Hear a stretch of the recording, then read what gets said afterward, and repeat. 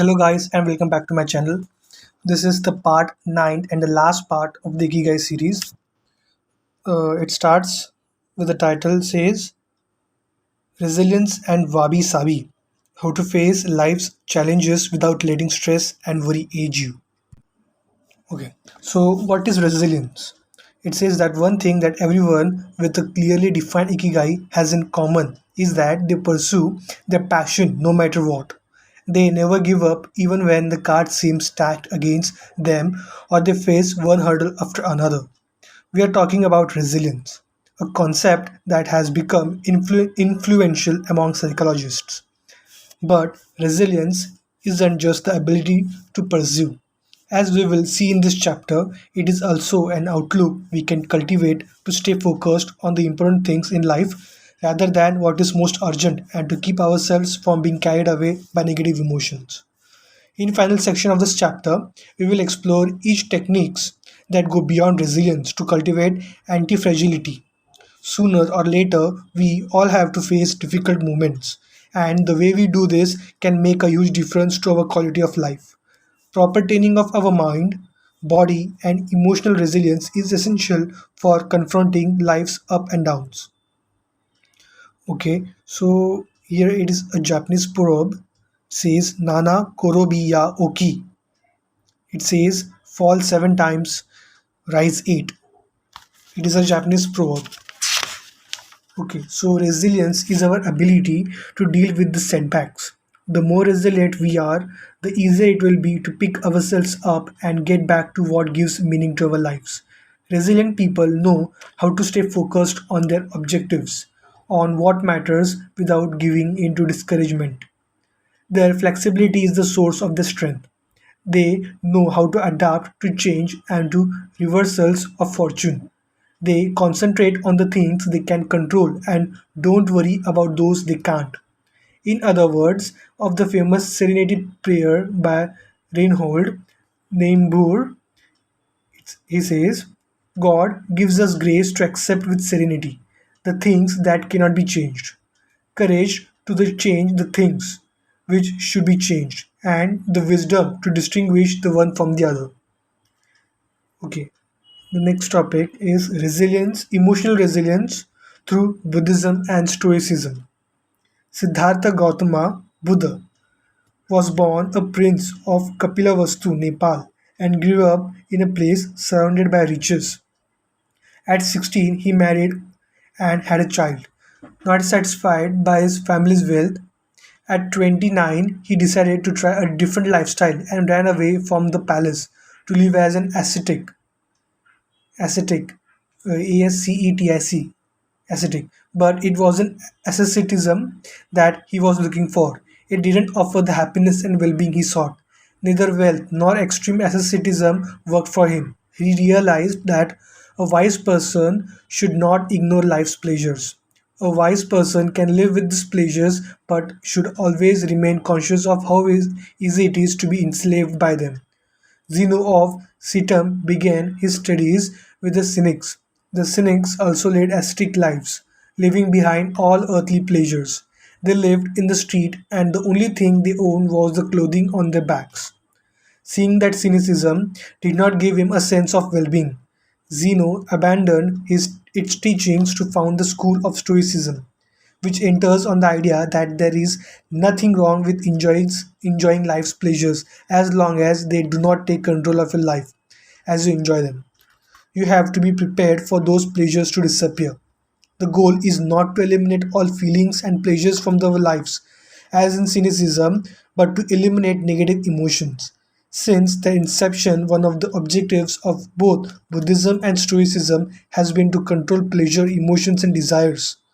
Though the philosophies are very different, both aim to curb our ego and control our emotions. Both Stoicism and Buddhism are at their roots methods for practicing well being. According to Stoicism, our pleasure and desires are not the problem. We can enjoy them as long as they don't take control of us. The Stoics viewed those who were able to control their emotions as victorious.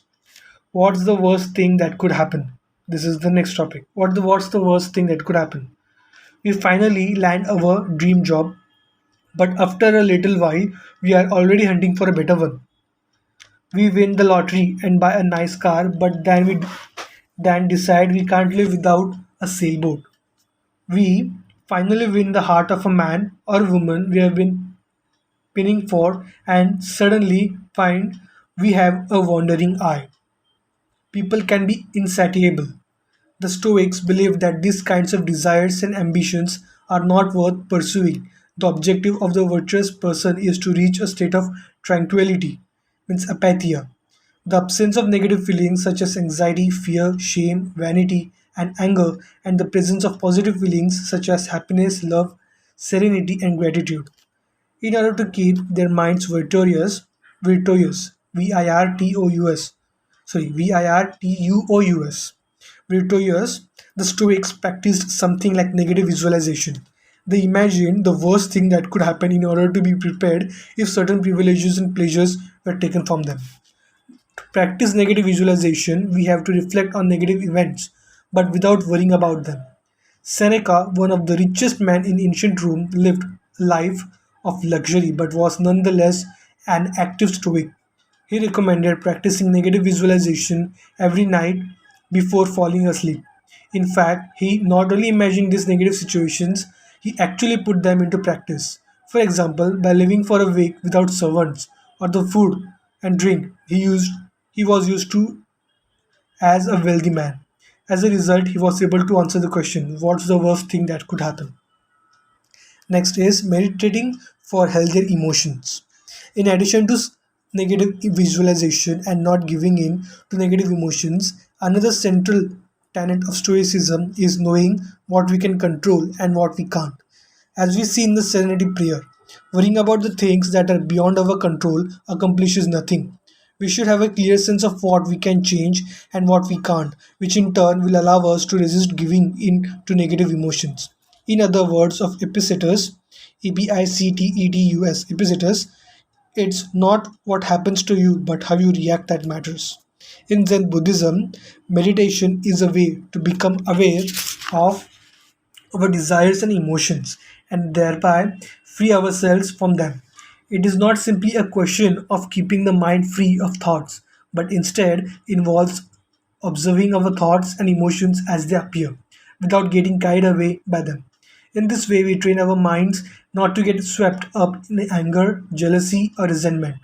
One of the most commonly used mantras in Buddhism focuses on controlling negative emotions, which is one of the like Om Mani Padme Hum, in which Om is the generosity that purifies the ego, Ma is the ethics that purifies jealousy, Ni is the patience that purifies passion and desire, Pad is the precision that purifies bias, Me or May is the surrender that purifies greed, and Hum is the wisdom that purifies hatred.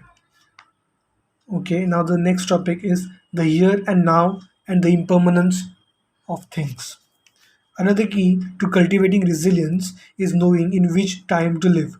Both Buddhism and Stoicism reminds us that the present is all that is, and it is the only thing we can control.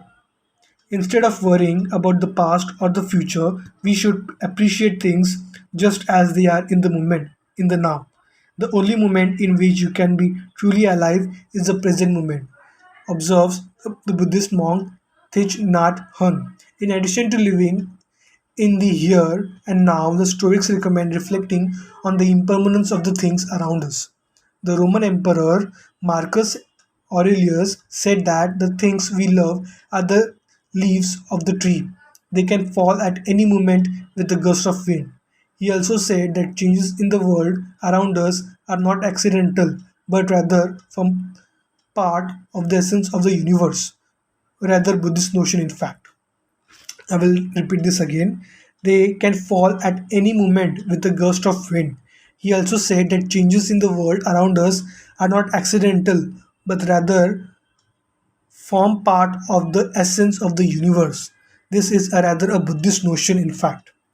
We should never forget that everything we have and all the people we love will disappear at some point. This is some things we should keep in mind, but without giving into pessimism, being aware of the impermanence of things does not have to make us sad. It should help us love the present moment and those who surround us. All things, humans are short lived and perishable. Seneca tells us the temporary, ephemeral, and impermanent nature of the world is central to every Buddhist discipline. Keeping this always in mind helps us avoid excessive pain in times of loss. The next topic is Wabi-Sabi and Ichigo. Wabi-Sabi is a Japanese concept that shows us the beauty of the fleeting, changeable, and imperfect nature of the world around us. Instead of searching for beauty in perfection, we should look for it in things that are flawed, incomplete.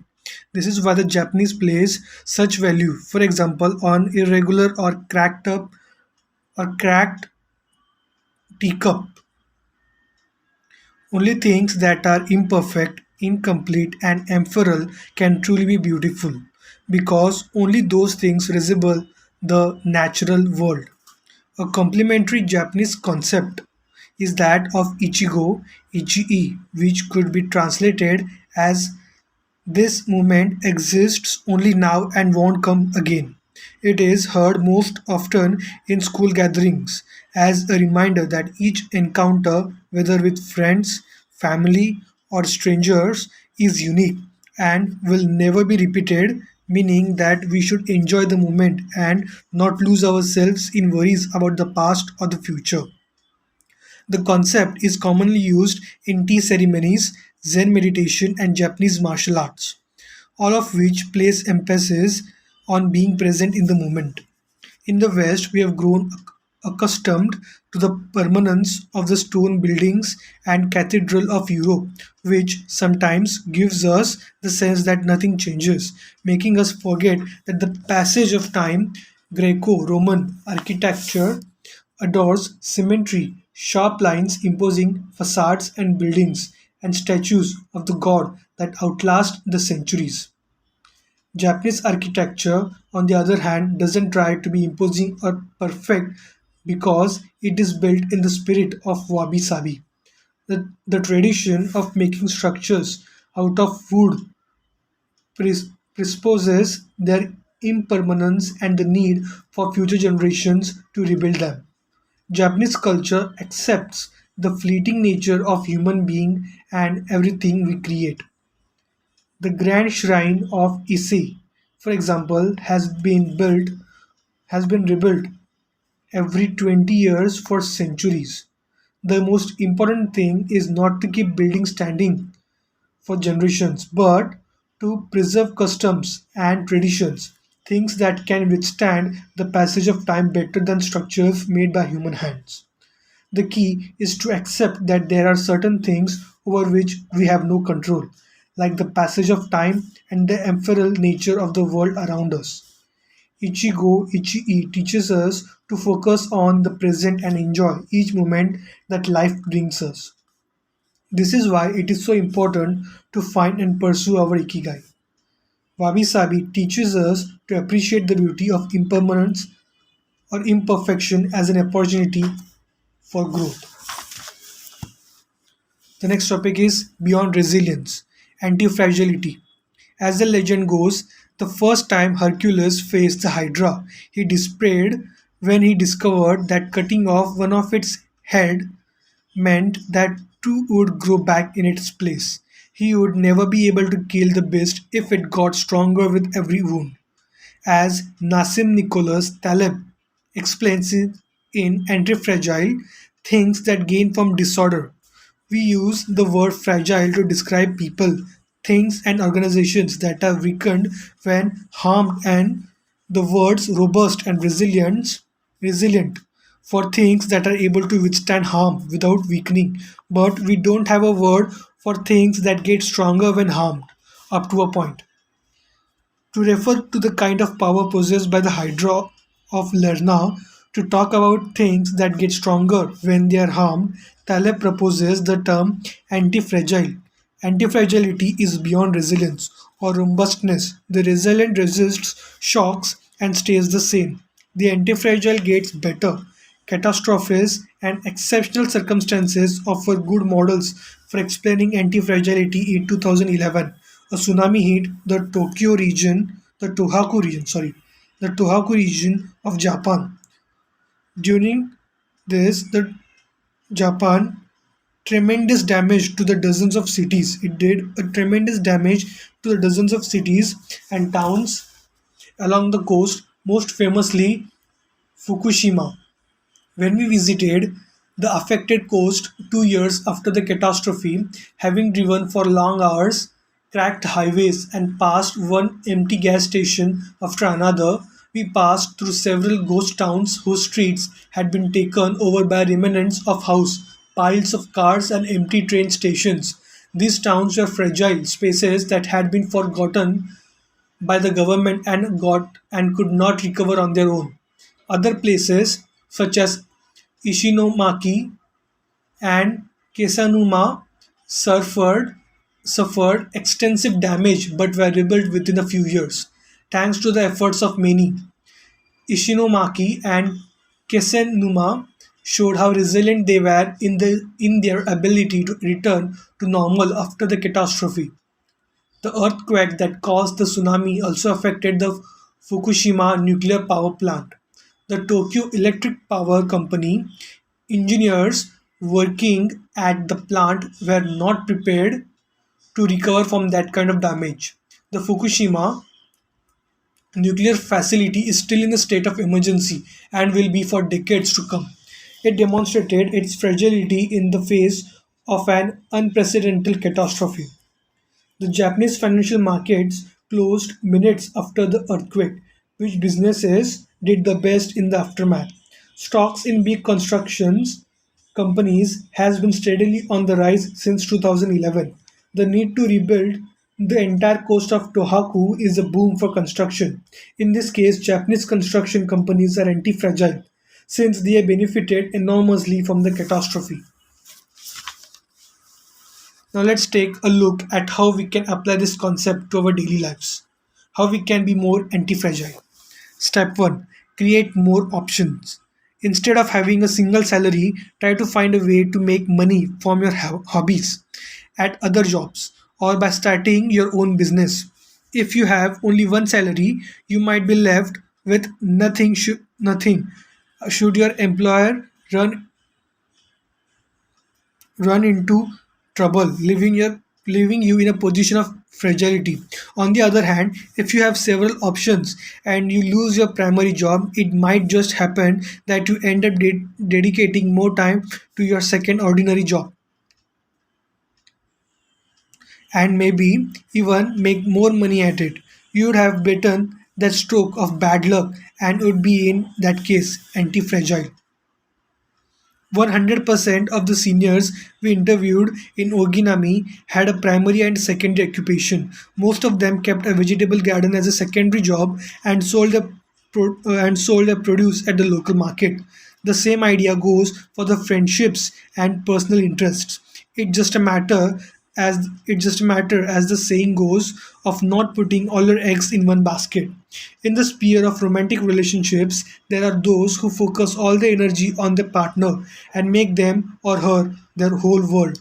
Those people lose everything if the relationship doesn't work out. Whereas if they have cultivated strong friendships and a full life long the way, they will be in a better position to move on at the end of the relationship. They will be anti-fragile.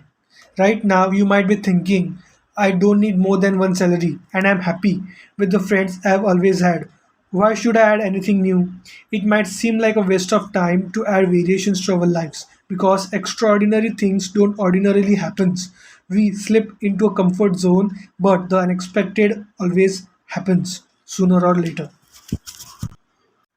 Step 2 is bet conservatively in certain areas and take many small risks in others.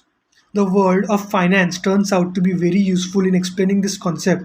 If you have $10,000 saved up, you might put $9,000 of that into an index fund or fixed term deposit and invest the remaining 1000 in 10 startups with huge growth potential, say $100 in each. One possible scenario is that three of the companies fail. You lose $300. The value of other three companies goes down. You lose another $100 or $200. The value of three goes up. You make $100 or $200, and the value of one of the startups increases 20-fold. You make nearly $2,000 or maybe even more. You still make money even if three of the businesses goes completely belly up. You have benefited from the damage just like the hydra. The key to becoming anti-fragile is taking on small risks that might lead to great reward without exposing ourselves to danger that might sink us, such as investing $10,000 in a fund of questionable reputation that we saw advertised in the newspaper. Step 3 is get rid of the things that make you fragile. We are talking the negative route for this exercise. Ask yourself what makes me fragile. Certain people, things, and habits generate losses for us and make us vulnerable. Who and what are they? When we make our New Year's resolutions, we tend to emphasize adding new challenges to our lives. It's great to have this kind of objective, but setting good riddance goals can have even bigger impact. For example, stop snacking between meals. Second is like eat sweets only once a week. Other is gradually pay off all debts. Fourth is avoiding spending time with toxic people. Fifth is avoiding spending time doing things we don't enjoy simply because we feel obligated to them. Sixth is spend no more time than 20 minutes on Facebook per day. See, to build resilience into our lives, we shouldn't fear adversity because each setback is an opportunity for growth. If we adopt an anti fragile attitude, we will find a way to get stronger with every blow, refining our lifestyle and staying focused on our ikigai.